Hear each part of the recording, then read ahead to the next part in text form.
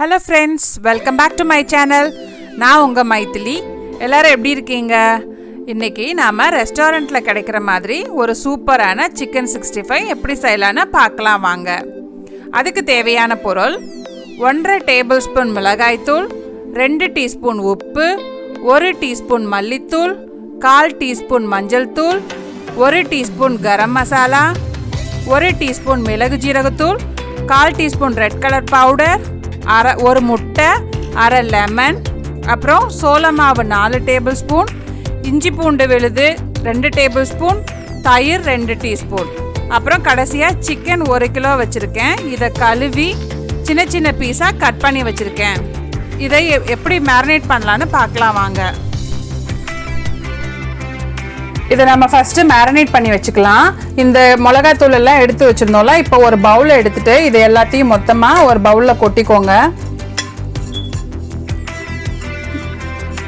மொத்தமாக கொட்டிட்டு அதுக்கப்புறம் இஞ்சி பூண்டு பேஸ்ட் வச்சுருந்தோம்ல, இந்த இஞ்சி பூண்டு பேஸ்ட்டு,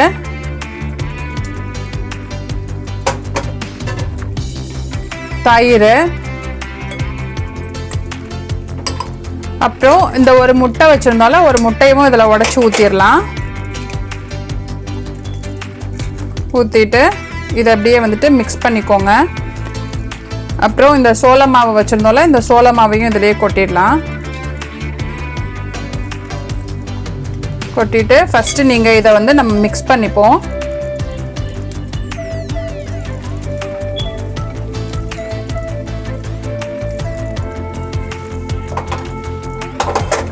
அதுக்கப்புறம் ஒரு அரை லெமன் வச்சுருந்தோம்ல, அந்த லெமனை வந்துட்டு இதில் வந்து புழிஞ்சு விட்டுக்கரலாம்.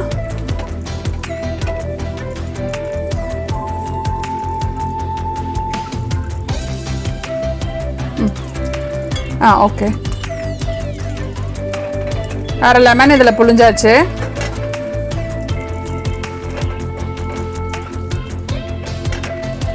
நம்ம இதில் தண்ணி சேர்க்க வேண்டாம், ஏன்னா இஞ்சி பூண்டு பேஸ்ட்டில் அப்புறம் ஒரு முட்டை போட்டிருக்கோம், லெமனும் கொஞ்சம் ஊற்றி இருக்கிறதுனால நம்மளுக்கு தண்ணி வேண்டாம். ஸோ இதுவே உங்களுக்கு தண்ணியாகவே இருக்குது. அதுவும் இல்லாமல் வந்து உங்களுக்கு இதிலேருந்து தண்ணி விடும், சிக்கன்லேருந்து வேறு தண்ணி விடும். நாம் இப்போ இதை என்ன பண்ணலான்னா சிக்கனை இப்போது இதில் ஆட் பண்ணிடலாம்.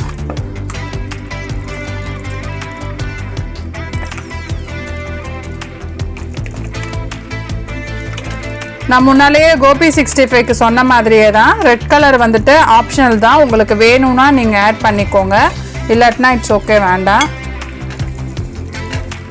இப்போ இந்த மேரினேஷன்லேயே நீங்கள் வந்துட்டு உங்களுக்கு உப்பு இதெல்லாம் கரெக்டாக இருக்குதான்னு நீங்களே செக் பண்ணிக்கோங்க. அந்த பேட்டர் ரெடி பண்ணலையே நீங்கள் செக் பண்ணிக்கோங்க. சில பேர் மைதாலாம் போடுவாங்க, நான் இந்த இதுக்கு மைதா போடலை, ஏன்னா முட்டையே வந்து உங்களுக்கு ஒரு கோட்டிங் கொடுக்கும் தான், அதனால நீங்கள் வந்து தேவை கிடையாது மைதா. நீங்கள் அதுக்கப்புறம் இது வந்து ஒரு அரை மணி நேரம் ஊறட்டும். இது அரை மணி நேரம் ஊறினதுக்கப்புறம் நீங்கள் ஒன்று போட்டு செக் பண்ணி பாருங்கள், அந்த கிறிஸ்பி கரெக்டாக வருதான்னு பாருங்கள். ரொம்ப தண்ணியாக இருந்துச்சுன்னா சோள மாவை நீங்கள் ஆட் பண்ணிக்கலாம். இப்போது இது எல்லாத்தையும் மிக்ஸ் பண்ணியாச்சு. மிக்ஸ் பண்ணிவிட்டு நீங்கள் ஒரு தடவை வந்துட்டு உப்புலாம் கரெக்டாக இருக்குதான்னு செக் பண்ணிக்கோங்க. எல்லாமே கரெக்டாக இருக்குது. இது ஒரு அரை மணி நேரம் ஊறட்டும். ஊறினதுக்கப்புறம் நாம் இதை வந்து பொரிச்சு எடுத்துடலாம். இப்போ நம்ம சிக்கன் வந்து அரை மணி நேரம் ஊற வச்சுருக்கிறோம். இப்போ நம்ம இதை வந்து எண்ணெயில் போட்டு பொரிச்சு எடுக்கலாம். இப்போ நம்ம சிக்கனை போட்டு பொரிச்சு எடுத்துடலாம். ஒரு பேன் வச்சுக்கோங்க. நான் இப்போ எண்ணெய் ஊற்றி வச்சு காய வச்சுருக்கேன். எண்ணெய் காஞ்சதுக்கப்புறம் ஒரே ஒரு சிக்கன் போட்டு ட்ரை பண்ணி பாருங்கள். எதுக்குன்னா நீங்கள் வந்து கிறிஸ்பி பத்தலை அப்படின்னா கூட கொஞ்சம் சோள மாவை ஆட் பண்ணிக்கோங்க. இப்போ ஒன்றே ஒன்று மட்டும் போட்டு ட்ரை பண்ணுறேன்.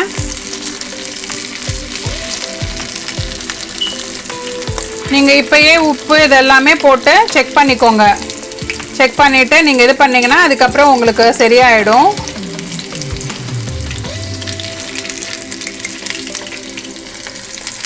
அடுப்பை நல்லா மீடியம் ஃப்ளேமில் வச்சுக்கோங்க, ரொம்ப ஹையில் வச்சிடாதீங்க, அப்புறம் உள்ளே வெந்திருக்காது. ஸோ மீடியம் ஃப்ளேமில் வச்சுட்டு லைட்டாக வறுத்து பாருங்கள்.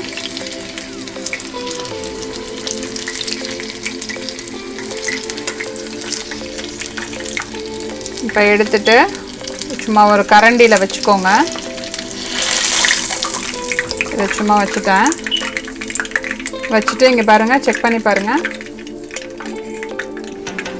இது வந்துட்டு எப்படின்னா சேம் நான் வந்துட்டு உங்களுக்கு அந்த கலன்னு சவுண்டு கேட்டுச்சு அப்படின்னா இங்கே பாருங்கள் நல்லாவே வந்துட்டு உங்களுக்கு கிறிஸ்பியாக தான் இருக்கும். உங்களுக்கு டச் பண்ணி பார்த்தாலே தெரியும் உங்களுக்கு வந்துட்டு அது மேலே கிறிஸ்பியாக இருக்குதா என்னன்ட்டு. ஸோ வந்து இது கரெக்டாக இருக்குது. ஸோ நீங்கள் வந்துட்டு இந்த கார்ன்ஃப்ளவர்லாம் ஆட் பண்ணணும் அவசியம் கிடையாது. உங்களுக்கு இன்கேஸ் சாஃப்டாக இருந்துச்சு மேலே வந்துட்டு கிறிஸ்பியாக இல்லை அப்படின்னா நீங்கள் ஆட் பண்ணிக்கோங்க. பட் எனக்கு வந்து ஆட் பண்ண தேவை கிடையாது. இப்போ நான் எல்லா சிக்கனையும் போட்டு பொரிச்சு எடுக்க போகிறேன்.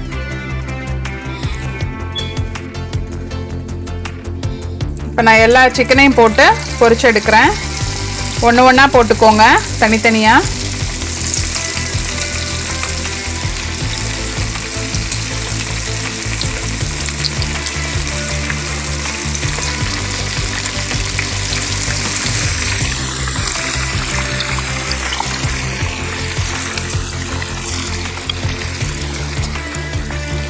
ஓகே, இது போதும். நீங்கள் என்ன பண்ணுறீங்கன்னா போட்டதுக்கப்புறம் ஒரு 1 or 2 minutesல வந்து லைட்டாக கிண்டி விடுங்க. ஏன்னா இன்கேஸ் பேனில் ஒட்டிகிட்டு இருந்தால் கூட ஒட்டிகிட்ருக்கோம். ப்ளஸ் வந்து ஒரு சிக்கனோட இன்னொரு சிக்கன் ஒட்டிகிட்டு இருந்தால் கூட இந்த ஸ்டேஜில் நீங்கள் இப்படி லைட்டாக இப்படி இது பண்ணி விட்டிங்கன்னா தள்ளி விட்டிங்கன்னா அது ரெண்டும் வந்து வெளியில் செப்பரேட் ஆகிடும். இல்லாட்டினா ஒட்டிக்கிட்டு இதாக இருக்கும்.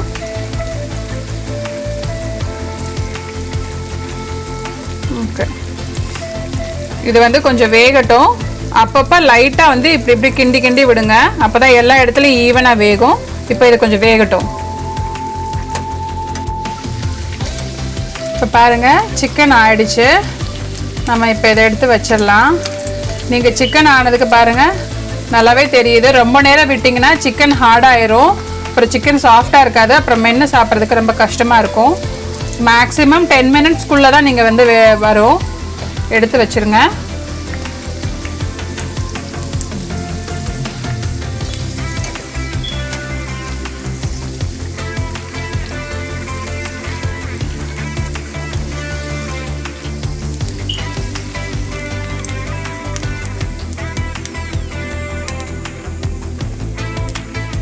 சிக்கனை எடுத்து வச்சாச்சு. ஓகே, இது வந்து ஆப்ஷனல் தான். நம்ம அந்த சிக்கனை பொரிச்சு எடுத்து வச்சிட்டோம்ல. இப்போ உங்களுக்கு கறி லீஃபோட அந்த இது ஃப்ளேவர் பிடிச்சிருந்துச்சுன்னா லைட்டாக அந்த எண்ணெயில் நீங்கள் கருவேப்பிலையை போட்டுட்டு பார்த்து போடுங்க, மேலே தெரிக்கும்.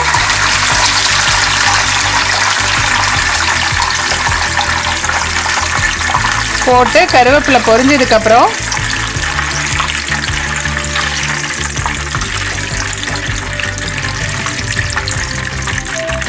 இதை எடுத்துட்டு அப்படியே வந்துட்டு